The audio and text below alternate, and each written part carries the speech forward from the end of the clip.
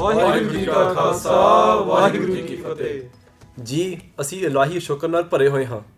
ਗੁਰੂ ਸਾਹਿਬ ਨੇ ਬੜੀ ਕਿਰਪਾ ਕਰਕੇ ਆਪ ਸਭ ਸੰਗਤਾਂ ਦੀ ਸੇਵਾ ਸਾਨੂੰ ਇਹ ਗੁਰਮਤਿ ਵੀਡੀਓਜ਼ ਰਾਹੀਂ ਬਖਸ਼ੀ ਹੋਈ ਹੈ। ਪਿਛਲੇ 3 ਸਾਲਾਂ ਤੋਂ ਜਦ ਤੋਂ ਇਹ ਵੀਡੀਓ ਸ਼ੁਰੂ ਹੋਈਆਂ ਨੇ, ਆਪ ਸੰਗਤਾਂ ਸਾਨੂੰ ਬੜਾ ਮਾਣ, ਸਤਿਕਾਰ ਅਤੇ ਪਿਆਰ ਬਖਸ਼ ਰਹੇ ਹੋ। ਅਸੀਂ ਖੁਦਾਏ ਦੇ ਅਤੇ ਸੰਗਤ ਦੇ ਬਹੁਤ ਜ਼ਿਆਦਾ ਸ਼ੁਕਰਗੁਜ਼ਾਰ ਹਾਂ। ਅੱਜ ਅਸੀਂ ਨਵੀਂ ਵੀਡੀਓ ਸੀਰੀਜ਼ ਸ਼ੁਰੂ ਕਰਨ ਜਾ ਰਹੇ ਹਾਂ, ਜਿਹਦੇ ਵਿੱਚ ਅਸੀਂ ਤੁਹਾਡੇ ਸਵਾਲਾਂ ਦੇ ਜਵਾਬ ਗੁਰਬਾਣੀ ਰਾਹੀਂ, ਗੁਰਮਤਿ ਰਾਹੀਂ ਅਤੇ ਸਿੱਖ ਰਵਾਇਤ ਰਾਹੀਂ ਦੇਵਾਂਗੇ। ਆਪ ਸੰਗਤਾਂ ਨੇ ਵੀਡੀਓਜ਼ ਦੇ ਕਮੈਂਟ ਸੈਕਸ਼ਨ ਵਿੱਚ WhatsApp ਰਾਹੀਂ ਅਤੇ ਹੋਰ ਵਸੀਲਿਆਂ ਰਾਹੀਂ ਸਾਨੂੰ ਅਨੇਕਾਂ ਹੀ ਸਵਾਲ ਪੁੱਛੇ ਹਨ ਅਤੇ ਅਸੀਂ ਜਥਾ ਸ਼ਕਤ ਉਹਨਾਂ ਸਵਾਲਾਂ ਦੇ ਜਵਾਬ ਵੀ ਦਿੰਦੇ ਰਹੇ ਹਾਂ। ਪਰ ਅਸੀਂ ਇੱਕ ਚੀਜ਼ ਨੋਟ ਕੀਤੀ ਹੈ ਕਿ ਅਕਸਰ ਸੰਗਤਾਂ ਦੇ ਸਵਾਲ ਇੱਕੋ ਜਿਹੇ ਹੀ ਹੁੰਦੇ ਹਨ ਅਤੇ ਜਦੋਂ ਅਸੀਂ ਉਹਨਾਂ ਦੇ ਜਵਾਬ ਦਿੰਦੇ ਹਾਂ ਤਾਂ ਉਹ ਅਕਸਰ ਉਹ ਜਵਾਬ ਇੱਕ ਜਾਣੇ ਨੂੰ ਹੀ ਮਿਲਦਾ ਆ। ਸੋ ਅਸੀਂ ਵਿਚਾਰ ਕੀਤੀ ਕਿ ਅਸੀਂ ਇਸ ਵੀਡੀਓ ਸੀਰੀਜ਼ ਰਾਹੀਂ ਸਵਾਲਾਂ ਦੇ ਜਵਾਬ ਦੇਵਾਂਗੇ, ਜਿਹਦੇ ਨਾਲ ਬਾਕੀ ਸਾਰੀਆਂ ਸੰਗਤਾਂ ਨੂੰ ਵੀ ਉਹਨਾਂ ਸਵਾਲਾਂ ਦੇ ਜਵਾਬ ਪਤਾ ਲੱਗਣਗੇ ਤੇ ਇਹਦੇ ਨਾਲ ਕੀ ਹੋਊ, ਭਵਿੱਖ ਵਿੱਚ ਵੀ ਜੋ ਸਵਾਲਾਂ ਦੇ ਜਵਾਬ ਨੇ ਉਹ YouTube ਤੇ ਪਏ ਹੋਣਗੇ ਤੇ ਹੋਰ ਸੰਗਤਾਂ ਵੀ ਦੇਖ ਸਕਿਆ ਕਰਨਗੀਆਂ। ਜੇ ਤੁਹਾਡੇ ਮਨ ਵਿੱਚ ਕੋਈ ਵੀ ਸਵਾਲ ਹੈ ਤਾਂ ਇਸੇ ਵੀਡੀਓ ਦੇ ਕਮੈਂਟ ਸੈਕਸ਼ਨ ਵਿੱਚ ਜ਼ਰੂਰ ਪਾਓ ਜੀ। ਤੁਹਾਡੇ ਸਵਾਲਾਂ ਦੇ ਆਧਾਰ ਤੇ ਹੀ ਅਸੀਂ ਅਗਲੀਆਂ ਵੀਡੀਓਜ਼ ਤਿਆਰ ਕਰਾਂਗੇ। ਸ਼ੁਰੂ ਕਰਨ ਤੋਂ ਪਹਿਲਾਂ ਇਹ ਕਹਿਣਾ ਵਾਜਬ ਹੈ ਕਿ ਸਾਡੇ ਜਵਾਬ ਗੁਰਬਾਣੀ, ਗੁਰਮਤਿ ਫਲਸਫੇ ਅਤੇ ਸਿੱਖ ਰਵਾਇਤ ਦੇ ਆਧਾਰ ਤੇ ਹੋਣਗੇ। ਜ਼ਰੂਰੀ ਨਹੀਂ ਕਿ ਆਪ ਸਭ ਸਾਡੇ ਜਵਾਬਾਂ ਨਾਲ ਸਹਿਮਤ ਹੋਵੋਗੇ ਅਤੇ ਨਾ ਹੀ ਸਾਡਾ ਮਕਸਦ ਹੈ ਕਿ ਸਾਰਿਆਂ ਤੋਂ ਆਪਣੀ ਗੱਲ ਮਨਾਈਏ। ਜਿਵੇਂ ਸਾਡੀਆਂ ਵੀਡੀਓਜ਼ ਸਾਡਾ ਦ੍ਰਿਸ਼ਟੀਕੋਣ ਹੁੰਦੀਆਂ ਨੇ, ਉਸੇ ਤਰ੍ਹਾਂ ਹੀ ਸਾਡੇ ਜਵਾਬ ਵੀ ਸਾਡਾ ਹੀ ਦ੍ਰਿਸ਼ਟੀਕੋਣ ਹੋਇਆ ਕਰਨਗੇ।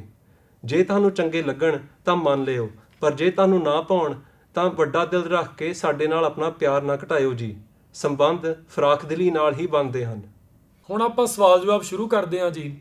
ਪਹਿਲਾ ਸਵਾਲ ਜਸ਼ਨਪਾਲ ਨੇ ਪੁੱਛਿਆ। ਉਹ ਕਹਿੰਦੇ ਕਿ ਪ੍ਰਮਾਤਮਾ ਹੀ ਸਭ ਕੁਝ ਜੀਵ ਤੋਂ ਕਰਵਾ ਰਿਹਾ ਤੇ ਜੇ ਜੀਵ ਪ੍ਰਮਾਤਮਾ ਤੋਂ ਦੂਰ ਹੋ ਕੇ ਮਾਇਆ ਵਿੱਚ ਫਸਿਆ ਤਾਂ ਉਹਨੂੰ ਮੰਦੇ ਕਰਮਾਂ ਦਾ ਲੇਖਾ ਕਿਉਂ ਦੇਣਾ ਪੈਂਦਾ ਤੇ ਚੰਗੇ ਕਰਮਾਂ ਤੇ ਉਹਨੂੰ ਸ਼ਾਬਾਸ਼ੀ ਕਿਉਂ ਮਿਲਦੀ ਹੈ।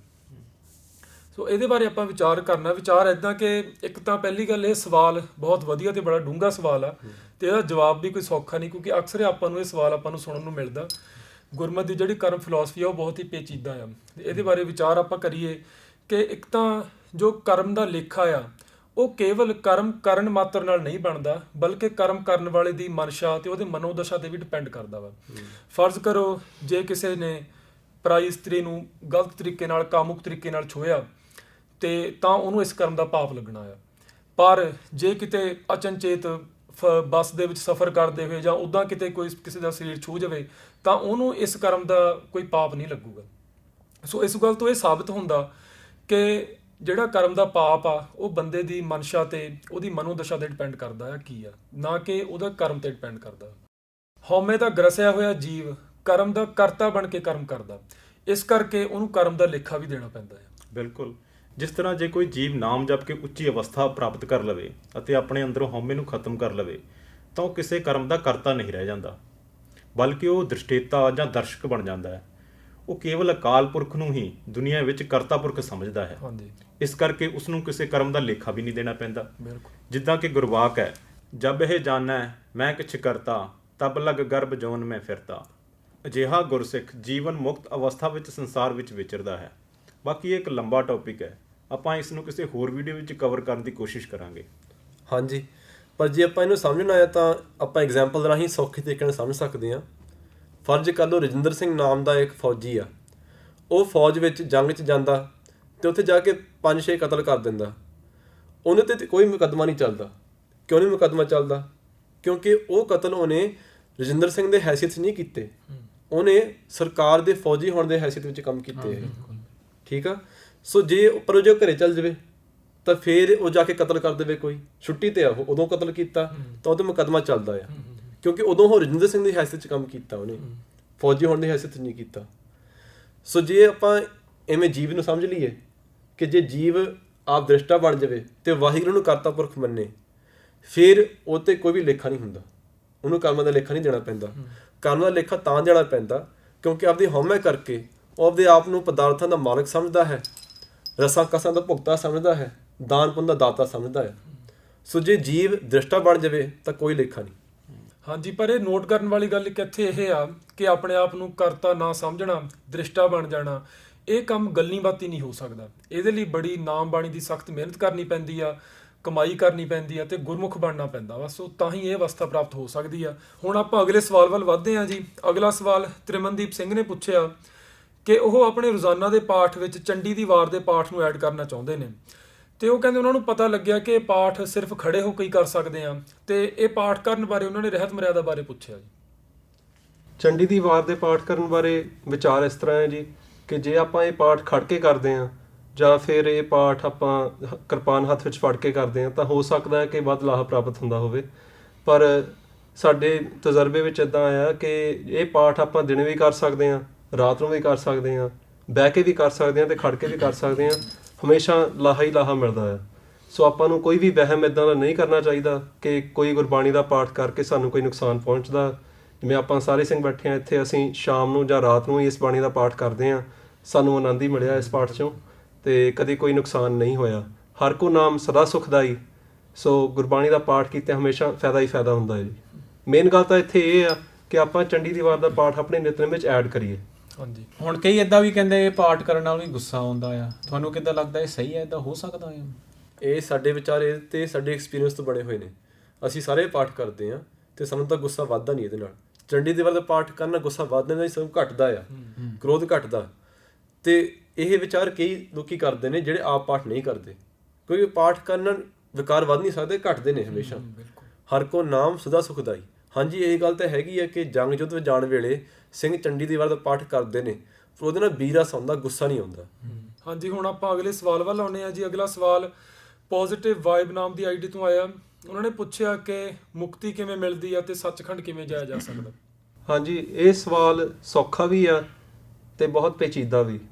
ਜੇ ਆਪਾਂ ਫਿਲਾਸਫੀਆਂ ਵਿੱਚ ਪੈ ਜਾਈਏ ਤਾਂ ਹੋ ਸਕਦਾ ਕਿ ਪੂਰੀ ਕਿਤਾਬ ਭਰ ਜਾਵੇ, ਪਰ ਜੇ ਇਹਦਾ ਆਪਾਂ ਮੁਖਤਸਰ ਜਵਾਬ ਲੈਣਾ ਆ ਤਾਂ ਆਪਾਂ ਇੱਕ ਪੰਕਤੀ ਵਿਚਾਰਦੇ ਹਾਂ।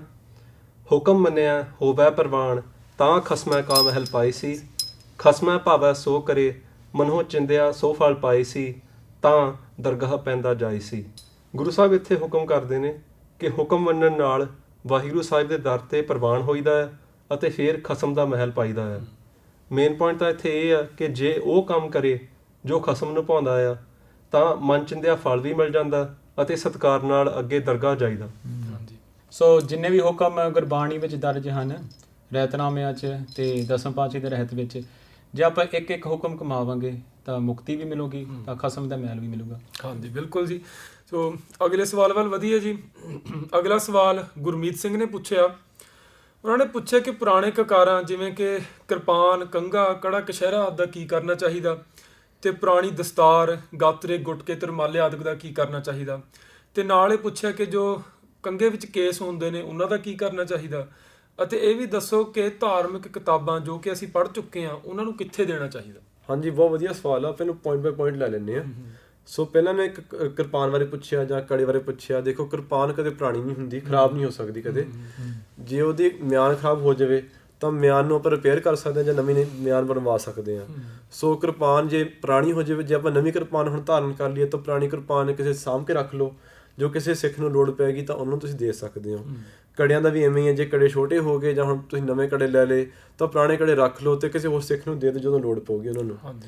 ਤੇ ਕੰਘੇ ਬਾਰੇ ਐਵੇਂ, ਜੇ ਕੰਘਾ ਟੁੱਟ ਜਾਵੇ ਤਾਂ ਫਿਰ ਆਪਾਂ ਵਰਤਣਾ ਨਹੀਂ ਹੁੰਦਾ, ਨਵਾਂ ਕੰਘਾ ਧਾਰਨ ਕਰਨਾ ਹੁੰਦਾ। ਤੇ ਜਿਵੇਂ ਆਪਾਂ ਜਦੋਂ ਕੰਘਾ ਕਰਨ ਵੇਲੇ ਕੇਸ ਜਿਹੜੇ ਨਿਕਲਦੇ ਨੇ ਉਹ ਇਕੱਠੇ ਕਰਕੇ ਆਪਾਂ ਉਹਨਾਂ ਦਾ ਸੰਸਕਾਰ ਕਰਦੇ ਹੁੰਦੇ ਹਾਂ। ਆਪਾਂ ਸਿੱਟ ਨਹੀਂ ਸਕਦੇ, ਉਹਨਾਂ ਦਾ ਸੰਸਕਾਰ ਕਰਨਾ ਹੁੰਦਾ। ਉਦੋਂ ਕੰਘਾ ਵੀ ਨਾਲ ਸੰਸਕਾਰ ਕਰ ਸਕਦੇ ਹੋ। ਸੋ ਉਦੋਂ ਸਾਂਭ ਕੇ ਰੱਖ ਲਵੇ, ਉਦੋਂ ਫਿਰ ਉਹਨੂੰ ਸੰਸਕਾਰ ਕਰ ਦੇਵੇ।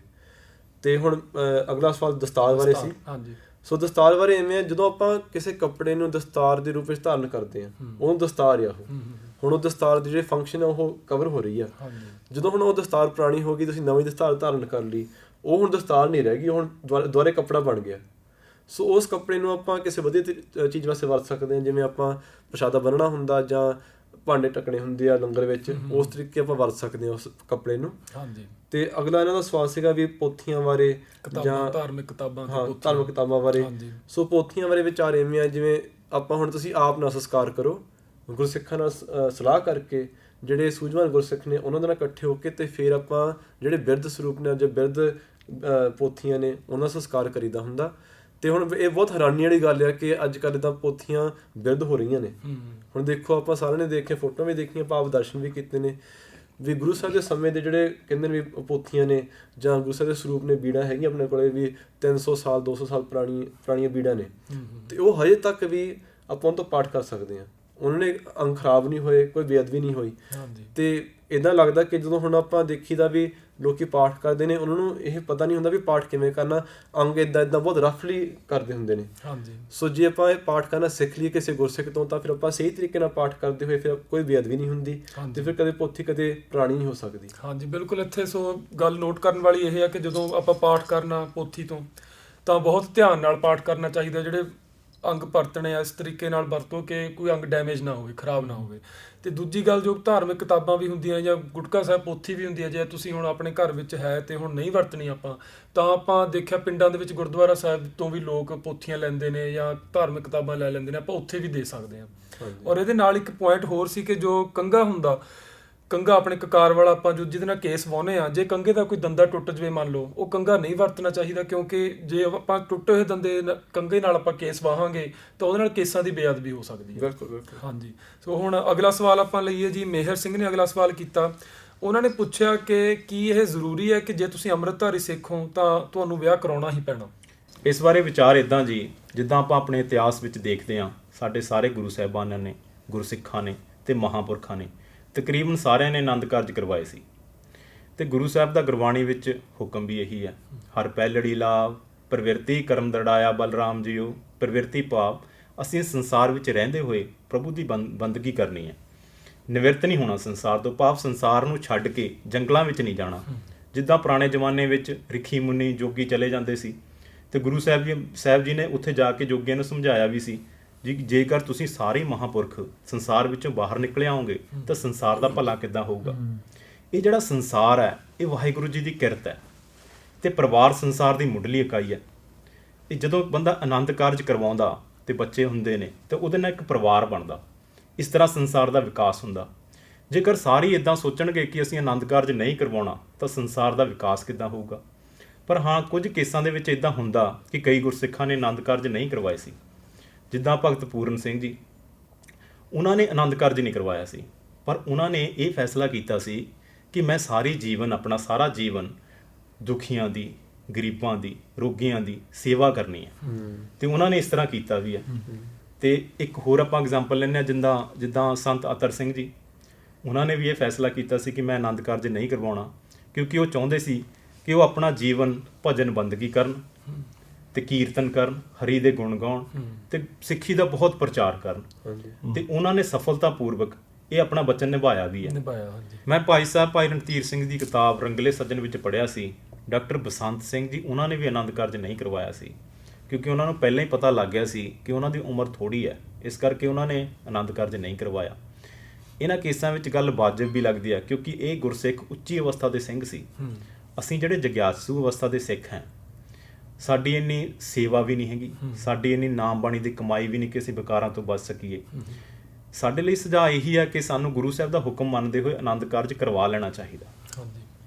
ਹਾਂਜੀ, ਇਹ ਸਵਾਲ ਵੀ ਆਉਂਦਾ ਹੁੰਦਾ ਇਸੇ ਟੌਪਿਕ ਦੇ ਨਾਲ ਰਿਲੇਟਡ ਕਿ ਕਈ ਕਹਿੰਦੇ ਨੇ ਅਸੀਂ ਅੰਮ੍ਰਿਤ ਛਕ ਲਿਆ ਹੁਣ ਤੇ ਸਾਨੂੰ ਕੋਈ ਅੰਮ੍ਰਿਤਧਾਰੀ ਨਹੀਂ ਮਿਲ ਰਿਹਾ ਆਨੰਦ ਕਾਰਜ ਕਰਨ ਵਾਸਤੇ, ਵੀ ਅਸੀਂ ਹੁਣ ਕੀ ਕਰੀਏ? ਇਹਦੇ ਬਾਰੇ ਜਵਾਬ ਇੱਦਾਂ ਜੀ ਕਿ ਜਦੋਂ ਅਸੀਂ ਅੰਮ੍ਰਿਤ ਛਕਣ ਜਾਂਦੇ ਹਾਂ, ਉਦੋਂ ਸਾਨੂੰ ਪੰਜ ਪਿਆਰੇ ਹੁਕਮ ਕਰਦੇ ਨੇ ਕਿ ਤੁਸੀਂ ਅਜਿਹੇ ਗੁਰਸਿੱਖ ਨਾਲ ਆਨੰਦ ਕਾਰਜ ਕਰਾਉਣਾ ਜਿਹੜਾ ਤੁਹਾਡਾ ਸਮਰਹਿਤੀਆ ਹੋਊਗਾ, ਜਿਹਨੇ ਤੁਹਾਡੇ ਮਗਰ ਰਹਿਤ ਰੱਖੀ ਹੋਊਗੀ। ਪਹਿਲਾਂ ਤਾਂ ਸਾਨੂੰ ਉਹ ਹੁਕਮ ਨੂੰ ਕਮਾਉਣਾ ਵੀ ਬਣਦਾ, ਤੇ ਨੰਬਰ 2, ਅਸੀਂ ਕਦੇ ਜ਼ਿੰਦਗੀ ਵਿੱਚ ਰਹਿਤ ਨਹੀਂ ਛੱਡਣੀ, ਰਹਿਤ ਨੂੰ ਅਸੀਂ ਮੁੱਖ ਰੱਖਣਾ, ਕਿਉਂਕਿ ਗੁਰੂ ਸਾਹਿਬ ਨੇ ਰਹਿਤ ਨੂੰ ਪੂਰੀ ਤਰਜੀਹ ਦਿੱਤੀ ਹੈ। ਇਸ ਕਰਕੇ ਜੇ ਇੱਦਾਂ ਦਾ ਗੁਰਸਿੱਖ ਸਾਨੂੰ ਨਹੀਂ ਵੀ ਮਿਲਦਾ ਤਾਂ ਸਾਨੂੰ ਗੁਰੂ ਸਾਹਿਬ ਦੇ ਅੱਗੇ ਅਰਦਾਸ ਕਰਨੀ ਚਾਹੀਦੀ ਹੈ, ਕਿਉਂਕਿ ਗੁਰੂ ਸਾਹਿਬ ਹੀ ਸਾਨੂੰ ਗੁਰਸਿੱਖੀ ਜੀਵਨ ਬਖਸ਼ਦੇ ਨੇ। ਉਹਨਾਂ ਨੇ ਸਾਨੂੰ ਐਸੇ ਪਰਿਵਾਰ 'ਚ ਜਨਮ ਦਿਵਾਇਆ ਜਿੱਥੇ ਸਾਨੂੰ ਗੁਰਸਿੱਖੀ ਰਿਲੇਟਡ ਸੰਗਤ ਮਿਲਦੀ ਹੈ। ਇਸ ਤਰ੍ਹਾਂ ਗੁਰੂ ਸਾਹਿਬ ਵੀ ਸਾਡੇ ਮਾਂ-ਬਾਪ ਸਿਲੈਕਟ ਕਰਦੇ ਨੇ, ਇਸੇ ਤਰ੍ਹਾਂ ਹੀ ਸਾਡਾ ਜੀਵਨ ਸਾਥੀ ਵੀ ਗੁਰੂ ਸਾਹਿਬ ਸਿਲੈਕਟ ਕਰਦੇ ਨੇ। ਜਦੋਂ ਅਸੀਂ ਗੁਰੂ ਸਾਹਿਬ ਨੂੰ ਅਰਦਾਸ ਕਰਦੇ ਹਾਂ, ਬੇਨਤੀ ਕਰਦੇ ਹਾਂ, ਉਦੋਂ ਗੁਰੂ ਸਾਹਿਬ ਆਪਣੇ ਆਪ ਕੋਈ ਵਿਧ ਬਣਾ ਦਿੰਦੇ ਨੇ ਕਿ ਤੁਹਾਡਾ ਆਨੰਦ ਕਾਰਜ ਉੱਥੇ ਹੋ ਜਾਂਦਾ। ਇਸ ਕਰਕੇ ਸਾਨੂੰ ਉਸ ਚੀਜ਼ ਦੀ ਫਿਕਰ ਨਹੀਂ ਕਰਨੀ ਚਾਹੀਦੀ। ਬਿਲਕੁਲ। ਹਾਂਜੀ, ਇੱਦਾਂ ਵੀ ਕੀਤਾ ਜਾ ਸਕਦਾ ਕਿ ਆਪਣੇ ਇਲਾਕੇ ਦੇ ਵਿੱਚ ਕੋਈ ਸੰਗਤ ਹੁੰਦੀ ਆ, ਕੋਈ ਸੀਨੀਅਰ ਸਿੰਘ ਹੁੰਦੇ ਨੇ, ਉਹਨਾਂ ਨਾਲ ਵੀ ਗੱਲ ਕੀਤੀ ਜਾ ਸਕਦੀ ਹੈ ਕਿ ਇੱਦਾਂ ਅੰਮ੍ਰਿਤਧਾਰੀ ਜੀਵਨ ਸਾਥੀ ਕੋਈ ਇੱਦਾਂ ਸਿੰਘ ਲੱਭ ਦਿੰਦੇ ਹੁੰਦੇ ਨੇ। ਸੋ ਆਪਾਂ ਅਗਲਾ ਸਵਾਲ ਦੇਖੀਏ ਜੀ। ਅਗਲਾ ਸਵਾਲ ਉੱਤਮ ਸਿੰਘ ਨੇ ਕੀਤਾ। ਉਹਨਾਂ ਨੇ ਬਾਣੀ ਕੰਠ ਕਰਨ ਬਾਰੇ ਪੁੱਛਿਆ ਕਿ ਬਾਣੀ ਕਿਵੇਂ ਕੰਠ ਕੀਤੀ ਜਾਵੇ। ਕਹਿੰਦੇ ਬਾਣੀ ਚੇਤੇ ਨਹੀਂ ਰਹਿੰਦੀ, ਕੋਈ ਸੌਖੀ ਜੁਗਤੀ ਦੱਸੋ ਜਿਹਦੇ ਨਾਲ ਬਾਣੀ ਛੇਤੀ ਕੰਠ ਹੋ ਜਾਵੇ। ਬਾਣੀ ਕੰਠ ਕਰਨ ਦੇ ਅਲੱਗ-ਅਲੱਗ ਤਰੀਕੇ ਹੁੰਦੇ ਆ, ਕਈ ਗਾ ਕੇ ਕਰਦੇ ਆ, ਕਈ ਪੜ੍ਹ ਕੇ, ਮੈਂ ਨਕ ਵੀ ਦੇਖਿਆ ਵੀ ਕਈ ਲਿਖ ਕੇ ਵੀ ਕੰਠ ਕਰ ਲੈਂਦੇ ਆ। It's all about your personal preference. ਤੇ personally I am a musical learner, so ਮੈਂ ਜੋ ਵੀ ਸ਼ਬਦ ਕੰਠ ਕਰਨਾ ਮੈਂ ਗਾ ਕੇ ਕਰਦਾ। ਕਿਵੇਂ ਕਰਦਾ ਆ? ਜੋ ਕੋਈ ਸ਼ਬਦ ਕੰਠ ਕਰਨਾ ਆ, ਮੈਂ ਉਹ ਸ਼ਬਦ ਮੈਂ ਸਰਲ ਕਰਦਾ ਆ 5-6 ਵਾਰੀ ਪੜ੍ਹ ਕੇ। I get used to the ਸ਼ਬਦ। ਫਿਰ ਮੈਂ ਇੱਕ ਪੌੜੀ ਲੈ ਕੇ ਉਹ ਇੱਕ ਪੌੜੀ ਮੈਂ ਕੰਠ ਕਰ ਲੈਂਦਾ ਆ। ਆਈ ਸਟਾਰਟ ਫਰਮ ਦ ਫਰਸਟ ਪੌੜੀ ਲੈ ਕੇ ਉਹ ਮੈਂ ਪੜ੍ਹਨ ਨੂੰ ਕੋਸ਼ਿਸ਼ ਕਰਦਾ। ਜੇ ਪੜ੍ਹਨ ਰਾਹੀਂ ਵੀ ਕੰਠ ਨਹੀਂ ਹੁੰਦੀ ਉਹ ਪੌੜੀ, ਫਿਰ ਮੈਂ ਉਹ ਗਾ ਕੇ ਕਰਦਾ ਆ। And until I get that podi fully memorized, I don't go on to the next podi, and then the next podi, and then the next podi, until eventually I complete the whole shabad. ਜੇਕਰ ਤੁਹਾਡਾ ਕੋਈ ਸੁਝਾਅ ਜਾਂ ਸਵਾਲ ਹੈ ਤਾਂ ਤੁਸੀਂ ਸਾਨੂੰ ਬੇਝਿਜਕ ਪੁੱਛ ਸਕਦੇ ਹੋ।